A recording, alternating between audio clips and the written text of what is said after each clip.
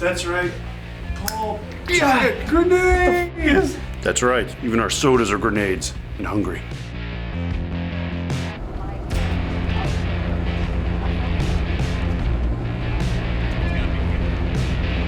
Welcome back, everyone.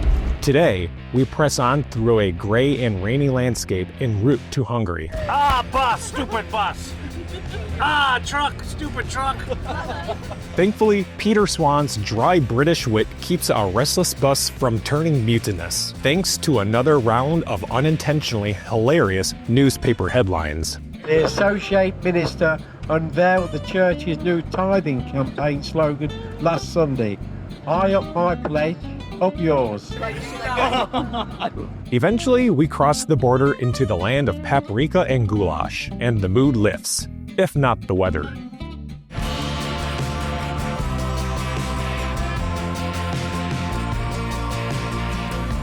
But Hungary's story? Not exactly sunshine and rainbows. Honestly, it's a miracle this country still exists, given its long history of invasions, occupations, and heartbreak.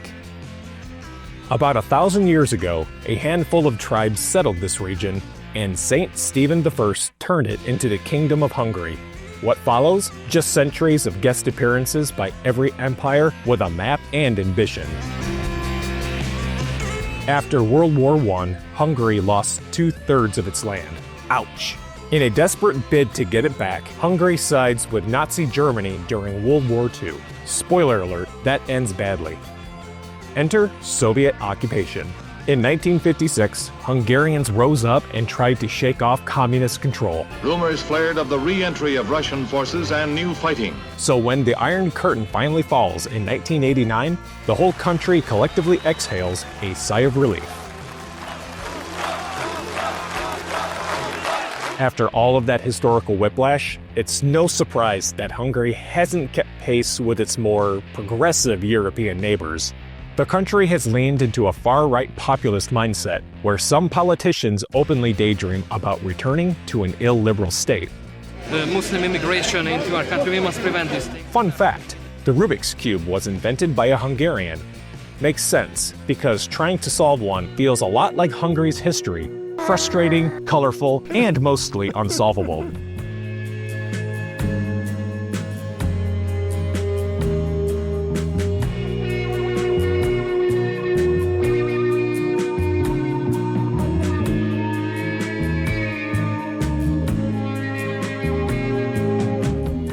We roll into our hotel late. At first glance, it looks promising, until Bender finds the bar and a pool table. And this is when we discover that it's less Grand Budapest Hotel and more Cold War Airbnb. Nice looking place till you actually get into it.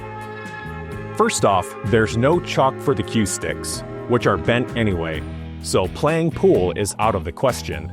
Then, every time we try to order at the bar, it's mysteriously closed, even though it's clearly open, and other people are sitting there, actively drinking. But the moment we walk away, someone else strolls up, orders a beer, and boom, they get served. So what gives? Well, let's just say that we're not exactly among friends here. Upstairs, things get even weirder. Some rooms have balconies low enough to climb onto, so Connolly and Elise spend the night with one eye open, gripping their pillows tight. Then Bender and I discover our room, complete with its own list of charming quirks. There's a 13-inch TV that maybe gets 2 channels, bed sheets that barely reach our waists, and one solitary towel, which we have to share. Yeah, can you imagine that? Does that really work? No. The real showstopper, the toilet. Clearly engineered to conserve water, but not designed to actually flush anything. So after a long day on the road, Bender puts it to the test. And what's left looks like a cobra being charmed out of a basket. I hit the hell out of that button, and it wasn't going anywhere. Starving, we hit the dark, hilly streets in search of food. There's nothing. So we order pizza from Pizza Hut. Ham and cheese.